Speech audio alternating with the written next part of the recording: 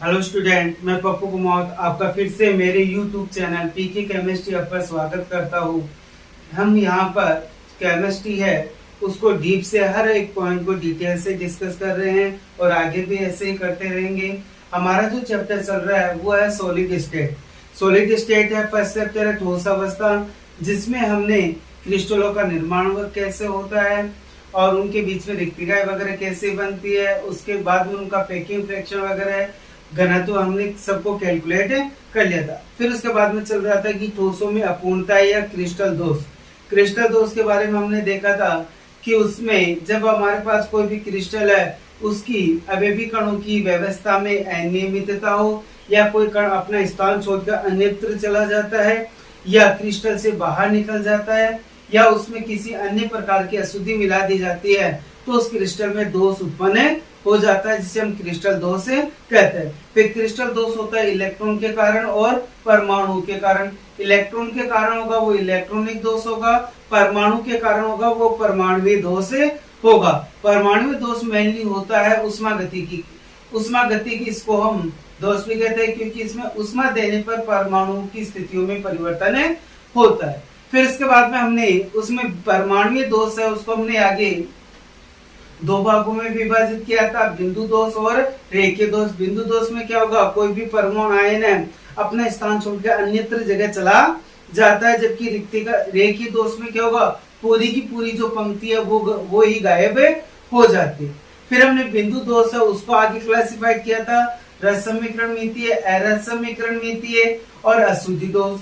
रस समीकरण मितीय दोष स्टोइकियोमेट्रिक दोष में क्या होगा, इसमें स्थिर अनुपात के नियम का पालन होगा। स्थिर अनुपात के नियम का मतलब क्या होता है कि किसी भी यौगिक के में उपस्थित धनायन व ऋणायन की संख्याओं का अनुपात हमेशा क्या रहता है, स्थिर रहता है। फिर उनको चार भागों में विभाजित किया था, रिक्तिका दोष, फिर आता अंतराकाशीय दोष, एक फ्रैंकल और शोटकी। फ्रैंकल और शोटकी को हमने डिटेल से डिस्कस किया था और उनमें AgBr एक ऐसा कंपाउंड था जो दोनों में पाया जाता। अब हमारा जो नेक्स्ट टॉपिक है वो रहेगा अपना अरस समीकरण मितीय दोष। अब इनमें यदि आपको किसी भी पॉइंट में यदि कोई प्रॉब्लम होती है समझने में तो आप कमेंट बॉक्स में जाके कमेंट कर सकते हो। मेरे चैनल पे नए हो तो उसको सब्सक्राइब करें और अधिक से अधिक शेयर करें। साथ में जो बेल आइकन है उसको प्रेस करते जैसे ही कोई भी वीडियो अपलोड होता है उसका नोटिफिकेशन आपको तुरंत मिल जाए। अब देखते हैं अपन नया जो नेक्स्ट टॉपिक है अरस समीकरण मितीय दोष। अरस समीकरण मितीय दोष का मतलब क्या होगा, इसमें स्थिर अनुपात के नियम का पालन होगा। स्थिर अनुपात के नियम का पालन, और स्थिर अनुपात के नियम का पालन का मतलब क्या होगा, पालन नहीं होगा। इसका मतलब क्या होगा, धनायन एवं ऋणायन का अनुपात परिवर्तित होगा। संख्या तो वो होती है, अनुपात देखना हमें यहां से। साथ में इन जो यौगिक होते हैं उनको हम बोलते हैं बार्थोलाइट। क्या कहते हैं, इन यौगिकों को हम क्या कहते हैं, बार्थोलाइट यौगिक कहते हैं। अब जो बार्थोलाइट यौगिक है उनको आगे हम फिर आगे इसको हम क्या करते हैं, क्लासिफाइड करते हैं। क्लासिफाइड में क्या हो जाएगा, इसका जो फर्स्ट होगा मैंने कल बताया था कि एक तो होगा धातु आधिक्य दोष और एक धातु न्यूनता दोष। पहले देख लेते हैं हम धातु न्यूनता दोष। तो इसका जो फर्स्ट होगा वो हो जाएगा धातु न्यूनता दोष। धातु न्यूनता दोष है तो उसका जो फर्स्ट रहेगा वो रह जाएगा यहां से, यानी कि धातु कम कब होगी, जब धनायन कम होगा। तो धनायन का अभाव जिसको हम बोलते हैं धनायनिक रिक्तिका, धनायनिक रिक्तिका दोष। अब देखो होगा क्या इसमें, बस इनमें आपको क्या ध्यान रखना है, एग्जाम्पल ध्यान में रखना है। इनमें आपको क्या ध्यान रखना है, एग्जाम्पल ध्यान में रखना है और जो डायग्राम है उसको ध्यान में रखना है कैसे क्या करना। तो एक तो ये कौन से यौगिकों में, अब ये ध्यान रखना जितने भी अब चल रहे हैं बिंदु दोष ये सब के सब ऊष्मा के कारण है, यानी कि ताप देने के कारण इनमें परिवर्तन होता है। तो यहां से ये क्या होगा, उन संक्रमण धातुओं में होगा जिनमें परिवर्तनशील ऑक्सीकरण अवस्था या संख्या पाई जाती। परिवर्तनशील का मतलब होगा जैसे Fe है 2+ में भी हो सकता है, 3+ में भी हो सकता है, कॉपर है प्लस में भी हो सकता है, +2 में भी हो सकता है। ऐसे Hg वगैरह बहुत से एग्जाम्पल है, यानी कि जो 2 या 2 से अधिक ऑक्सीकरण अवस्था दर्शाते। इसमें होगा क्या, धनायन है वो क्रिस्टल से बाहर हो जाएगा, हो गया इतना ही। लेकिन विद्युत उदासीनता, ये ध्यान रखना यहाँ पे, विद्युत उदासीनता बनाए रखने के लिए अन्य धनायन अपनी ऑक्सीकरण संख्या में वृद्धि करते हैं। जैसे Fe है, Fe2+ है, वो Fe3+ में बदल जाएगा। कैसे, अब देखो विद्युत उदासीनता का मतलब होता है कि धनायन व धनावेश व ऋणावेश का मान समान होना, आए नहीं। जैसे मान लो Cu2+ है तो इसका मतलब ये हो जाएगा Cl के कितने होंगे, -2। तो संख्या ज्यादा हो सकती है लेकिन जो माइनस और प्लस आवेश है वो क्या होना चाहिए, समान होना चाहिए, जिसको हम क्या कहते हैं, विद्युत उदासीनता। ठीक है, अब यहां से देखो, इसको आपको क्या करना है, डायग्राम बनाना है। तो डायग्राम सब में एक जैसा बनेगा। अब 4 का बना लो, ज्यादा बड़ा बनाने की जरूरत नहीं है आपको।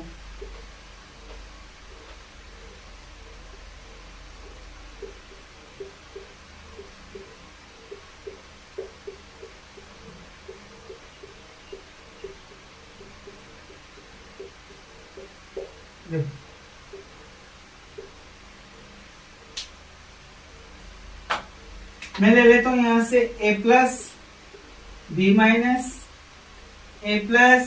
B-, A+, B-, A+,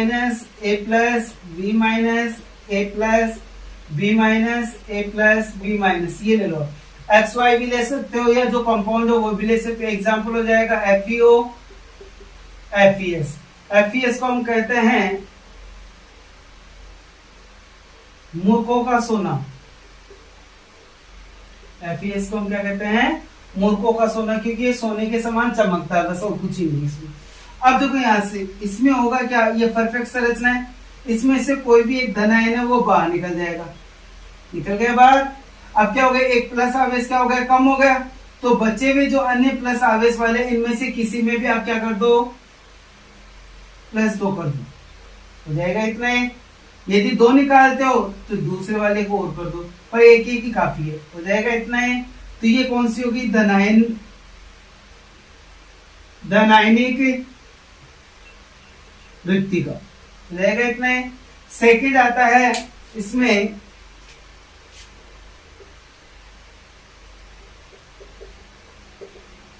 ऋणायन की अधिकता। ज्यादा कैसे, इसको धातु को कम कैसे करना है, या तो धनायन कम हो जाए या ऋणायन क्या हो जाए, अधिक हो जाए। इसमें होगा क्या कि जो धनायन है, सॉरी अतिरिक्त ऋणायन अंतराकार से अवकाश में आ जाते हैं और विद्युत उदासीनता बनाए रखने के लिए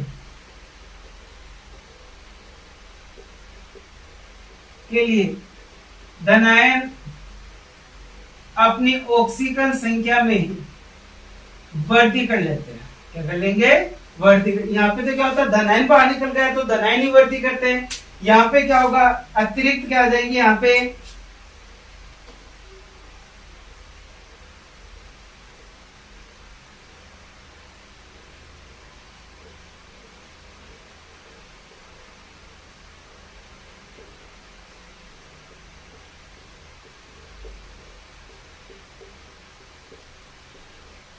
ये हो गया A+, B-, A+, B-, A+, B-, A+, B-, A+, B-, A+, B-, ये हो गया। अब होगा क्या, इसमें कोई भी ऋणायन है, जैसे मान लो हम सपोज करते हैं बी माइनस आ गए यहाँ पे। अब क्या होगा, बचे हुए जो धनायन है वो क्या करेंगे, इनमें से कोई सा भी धनायन ले लो, +1 है तो ये क्या हो जाएगा, +2 हो जाएगा। हो गया इतना ही। तो धातु न्यूनता दोष दो प्रकार के, धनायन का अभाव, ये धनायनिक रिक्तिका, इसमें क्या होगा, परिवर्तनशील ऑक्सीकरण अवस्था वाले संक्रमण धातुओं में पाया जाता है, जिनमें धनायन है वो कोश जो क्रिस्टल है उससे बाहर निकल जाएगा, और बचे हुए धनायन है विद्युत उदासीनता बनाए रखने के लिए अपने आवेश में क्या कर लेते हैं, वृद्धि कार्य लेते हैं। दूसरा आता है इसमें ऋणायन की अधिकता, इसमें कोई अतिरिक्त ऋणायन है वो अंतराकाशीय अवकाश में आ जाता है, और प्लस और माइनस यानी कि विद्युत उदासीनता बनाए रखने के लिए जो धनायन होते हैं वो अपनी ऑक्सीकरण अवस्था में वृद्धि कार्य लेते हैं। ये हो गया कौन सा, धातु न्यूनता दोष। फिर नेक्स्ट देख लेते हैं अपन इसमें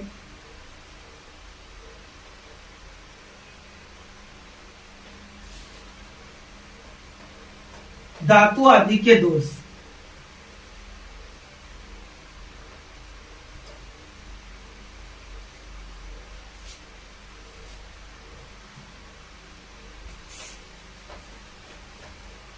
अगर इनको बने रहने तो आगे काम में आ जाएंगी।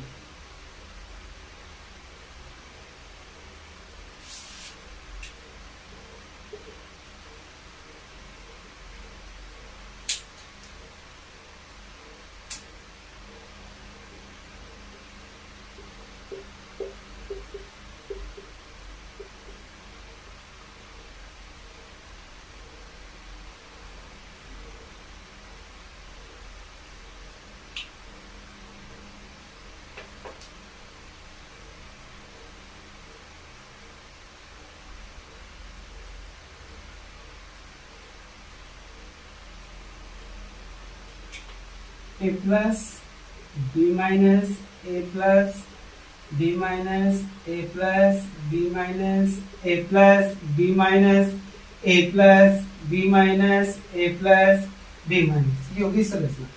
अब सेकंड अपने पास जो रहेगा वो होगा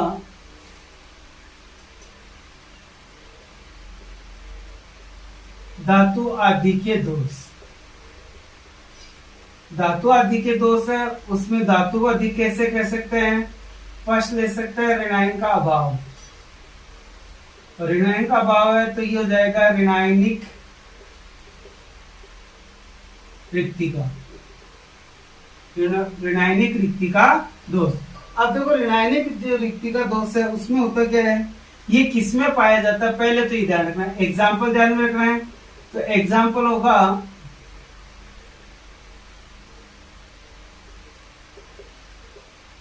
क्षारीय हैलाइड। क्षारीय हैलाइड का मतलब NaCl, KCl, RbCl, LiCl, RbCl extra ये देंगे, NaCl, KCl, LiCl, जो भी यहां से। अब देखो यहां से इनमें होता क्या है कि धातु आधिक्य दोष में, धातु न्यूनता दोष में तो क्या हुआ था, धनायन निकल गया था, ऋणायन अपनी ऑक्सीकरण अवस्था में वृद्धि कर लिया था। यहाँ पे क्या होगा, ऋणायन निकलेगा, तो ऋणायन जहां से निकलेगा, कहीं से भी निकाल दो, जिससे मैंने इस ऋणायन को बाहर निकाला है। जैसे ऋणायन बाहर निकलता है यहाँ पे क्या होगा, प्लस में वृद्धि होगी। हमें क्या करना है, प्लस और माइनस को क्या करना है, बराबर करना है। तो ऐसा तो हो नहीं सकता कि प्लस है वो जीरो में आ जाए, ऐसा कभी पॉसिबल नहीं है। प्लस में +1 है तो +2 हो सकता है, ये हो सकता है। लेकिन यहाँ पे क्या होता है कि जब भी ऋणायन की कमी होती है उस कमी को हमेशा इलेक्ट्रॉन पूरा करता है। तो जहां से नेगेटिव पार्ट निकलता है वहां पे क्या आ जाता है, इलेक्ट्रॉन आ जाता है, और उस इलेक्ट्रॉन को वाली जो साइट होती है, यानी कि जहां पे इलेक्ट्रॉन प्रेजेंट होता है उसको हम बोलते हैं एफ सेंटर। ये ध्यान रखना, ये सबसे इंपॉर्टेंट इसमें एफ सेंटर, जिसको हम रंग केंद्र भी कहते हैं, जिसे हम क्या कहते हैं, रंग केंद्र भी कहते हैं, जो कि रंग के लिए रेस्पॉन्सिबल होता है। तो देखो यहां से इसमें होता क्या है, इसमें ऋणायन है, क्रिस्टल से बाहर निकलेगा, और फिर विद्युत उदासीनता के लिए, विद्युत उदासीनता के लिए इलेक्ट्रॉन आ जाते हैं। जहां से नेगेटिव निकलेगा वहां पे क्या जाएंगे, इलेक्ट्रॉन आ जाता है। इलेक्ट्रॉन युक्त जालक बिंदु, इलेक्ट्रॉन युक्त जालक बिंदु क्या कहलाता है, एब्सेंटर या रंग केंद्र, एब्सेंटर या रंग केंद्र कहलाते। हो गया इतना ही। अब देखो यहां से ये रंग केंद्र है, यानी कि रंग के लिए क्या होता है, रेस्पॉन्सिबल हो गए। तो जैसे एग्जांपल है NaCl है, उसका तो होता है पीला रंग। KCl है, उसका होता है, KCl का जो रंग होगा वो रहेगा इसमें बैंगनी। और LiCl है, उसका रहता है गुलाबी रंग। अब देखो जैसे नमक को यदि अपन की आग के ऊपर लेके जाएंगे तो वो पीली सी ज्वाला देगा। इसके अलावा सिंपल सा होता है कि गर्मियों में जब पसीना आता है तो अपनी जो व्हाइट जो कपड़े होते हैं वो थोड़े से पीले से पड़ने लग जाते हैं। वो पीलापन किसके कारण होता है, इसी NaCl के कारण होता है। ये हो गया यहाँ से। अब देखो इसके बारे में समझना है, एक एग्जाम्पल दे रखा है इसमें, तो ध्यान रखना यहाँ से ये क्षारीय लाइटों में होगा, इसमें क्या होगा, ऋणायन है वो क्रिस्टल से बाहर निकल जाएगा और विद्युत उदासीनता बनाए रखने के लिए उसके स्थान पे क्या आ जाते हैं, इलेक्ट्रॉन आ जाते हैं तथा इलेक्ट्रॉन युक्त जालक बिंदु को हम एब्सेंटर या रंग केंद्र कहते हैं। आप यदि A+B- नहीं करना चाहते हो तो यहाँ पे Na+ और Cl- भी कर सकते हो। जैसे मैं यहाँ पे लिख ले Na+ और Cl- कर सकते हो, कोई दिक्कत नहीं इसमें। अब क्या होगा, एक इसका अपन इसका होता है कैसे है कि जो NaCl क्रिस्टल है उसकी क्रिया करवाई जाती है सोडियम वाष्प के साथ। किसके साथ है, सोडियम वाष्प के साथ जब क्रिया करवाई जाती है तो Na विस्तृत होगा, विस्तृत होगा यानी कि फैल जाएगा सतह पे। जैसे विस्तृत होता है Cl- क्रिस्टल से क्या जाएंगे, बाहर आ जाएंगे।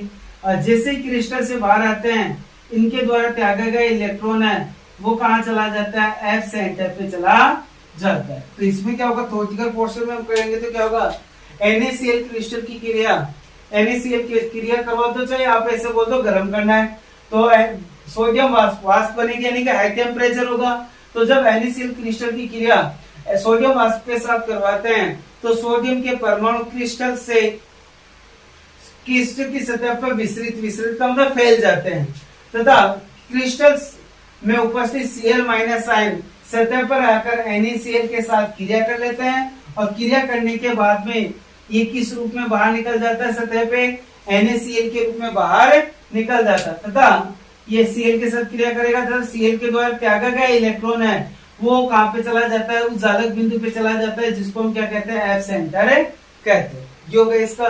तो इस यहाँ से क्वेश्चन बनता है ऋणायनिक रिक्ति का, ये कैसे एब्सेंट कि यहाँ पे आता है कि ठोस, इसका जो क्वेश्चन है देखिए ठोस रंगीन होते हैं, कारण बताइए। तो कारण क्या रहेगा, यह इसमें आ सकता है कि NaCl क्रिस्टल पीला होता है, क्यों, तो उसका रीजन क्या जाएगा।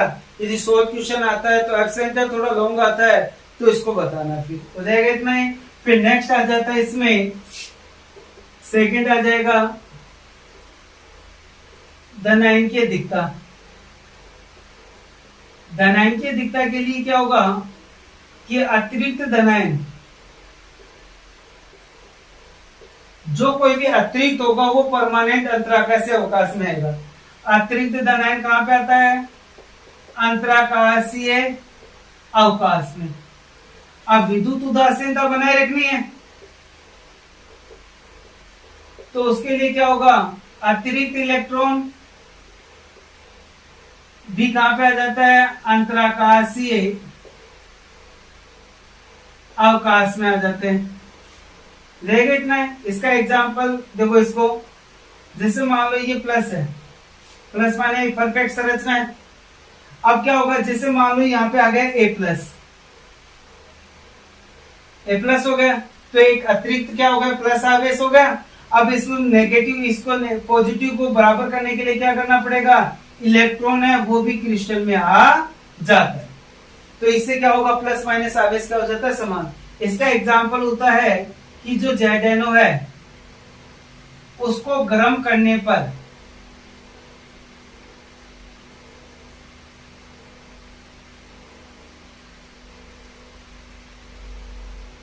ये होता है पहले व्हाइट कलर का, ये सफेद होता है, जो कैसा हो जाता है, येलो हो जाता है।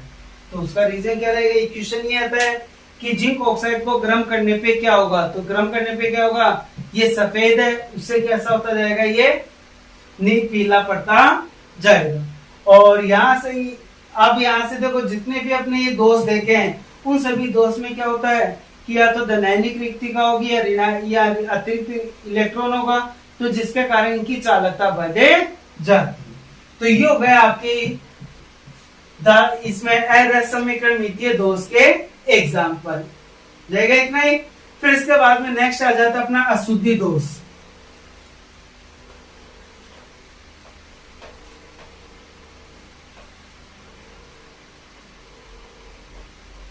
अशुद्धि दोष है वो भी अपने आप में बहुत ज्यादा इंपॉर्टेंट क्वेश्चन है। वेरिएबल क्वेश्चन आता है यहाँ से कि कभी किसको चेंज कर देता है और कभी किसी को चेंज कर देता है। तो देखो नेक्स्ट अपना रहेगा थर्ड अशुद्धि दोष। अशुद्धि दोष में क्या होगा, किसी भी यौगिक में यानी कि अशुद्धि की उपस्थिति, यानी किसी क्रिस्टल में किसी अन्य प्रकार की अशुद्धि मिलाने पर उत्पन्न दोष क्या हो जाएगा, अशुद्धि दोष होगा। अब यहां से देखो इसमें क्वेश्चन आता है, जो क्वेश्चन है वो मेनली ध्यान में रखना है। यहाँ पे आता है NaCl या AgCl, इसकी जगह KCl भी ले लो, पर मेनली ये दो रहता है NaCl। इसमें हम CdCl2 या SrCl2 की क्या मिलाते हैं, अशुद्धि। ये तो जाएंगे क्रिस्टल और ये हो जाएगी अशुद्धि, मिलाने पे क्या होगा। तो देखो होता क्या है, एक बार मैं इसकी परफेक्ट संरचना बना रहा हूं, फिर उसके बाद में इनका देखते हैं।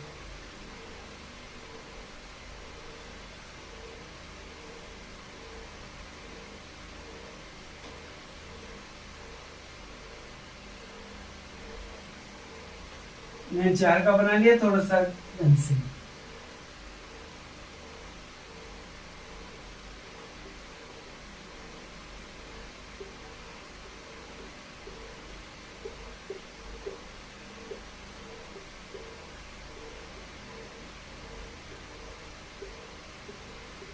ये हो गया। अब देखो यहां से मैं NaCl क्रिस्टल को ले रहा हूं, मैं यहां पे लिख रहा हूं Na plus Cl minus, Na plus Cl minus, Na plus Cl minus, Na plus Cl minus, Na plus Cl minus, Na plus Cl minus, Na plus Cl minus, Na plus Cl minus. ये इसकी हो गई perfect संरचना। अब क्या होगा कि जैसे अपन इसमें ऋणायन तो समान है, लेकिन जैसे इनकी क्रियाशीलता क्या होती है, इन Na वगैरह इनको क्या कर सकते हैं, ताप देने पे इनको ये प्रतिस्थापित कर सकते हैं। तो जैसे अपन इनको इनके साथ गर्म करते हैं तो एक ये किसमें डिवाइड होगा, Cd2 प्लस में, ये Sr2 प्लस में, ये Na प्लस K प्लस या Ag प्लस। अब क्या होगा, यहाँ पे +2 आवेश और यहाँ पे क्या है +1 आवेश, और यहाँ पे क्या करना होता है, विद्युत उदासीनता है, प्लस और माइनस को क्या करना, बराबर करना है। जब प्लस में वेरिएशन होता है तो प्लस ही उसको क्या करता है, बैलेंस करता है। तो देखो यहाँ से एक CdCl2 या एक Cd2 प्लस या Sr2 प्लस आयन है, 2 Na प्लस को क्या करता है, प्रतिस्थापित कहीं से भी क्या कर देगा, 2 Na प्लस को प्रतिस्थापित कर देगा। कोई से भी 2 ले लो आप, ये ना लेके आप ये ले लो, मैं यहाँ पे Na प्लस ले लेता हूँ, ये ले लो, कोई दिक्कत नहीं इसमें। अपने एक बार ये लिख लेते हैं, हो गया। अब उनमें से 2 को प्रतिस्थापित करता है, उनमें से एक के स्थान पे इन दोनों में कोई सा एक आ जाएगा जो डालते हैं। अब एक क्या बचेगी, यहाँ पे रिक्तिका बचेगी। तो ये रिक्तिका बार बार लगातार इसमें क्या होगा, मूवमेंट होगा, और मूवमेंट होने के कारण ये क्या करते हैं, अर्धचालक की तरह व्यवहार करते हैं और अर्धचालक की चालकता बढ़े जाती। तो यहाँ से क्वेश्चन आता है NaCl या HCl क्रिस्टल में SrCl2 या CdCl2 की अशुद्धि मिलाने पे क्या होगा, इसकी चालकता बढ़े जाती है, जिसमें क्या होगा, दो Na+ आयन, जो Na+ NaCl आता है तो Na+ ले लो, या AgCl आता है तो Ag+ ले लो। तो दो Na+ आयन एक ऐसा Cl2 या CdCl2 के द्वारा प्रतिस्थापित हो जाता है, जिनमें एक की स्थिति पे तो ऐसा Cl2 या CdCl2 आ जाता है, दूसरा क्या आ जाता है, यहाँ पे रिक्तिका बचे जाती है, और इसी रिक्तिका के कारण ये क्या करते हैं, विद्युत का चालन करते हैं और अर्धचालक की तरह व्यवहार करते हैं। ये हो गया आपके जो क्रिस्टल दोस्त थे वो कंप्लीट हो चुके हैं। इनमें यदि किसी को कोई प्रॉब्लम वगैरह हो या किसी अन्य टॉपिक से रिलेटेड यदि आपको कुछ पूछना हो तो आप कमेंट बॉक्स में जाके कमेंट कर सकते हो, जिसको आपको तुरंत ही सॉल्व आउट कर दिया जाएगा। यदि मेरे चैनल पे नए हो तो सब्सक्राइब करें और अधिक से अधिक शेयर करें। अब अपना जो नेक्स्ट टॉपिक रहेगा वो रहेगा इसमें चुंबकीय गुण, जो अपन नेक्स्ट वीडियो में डालेंगे।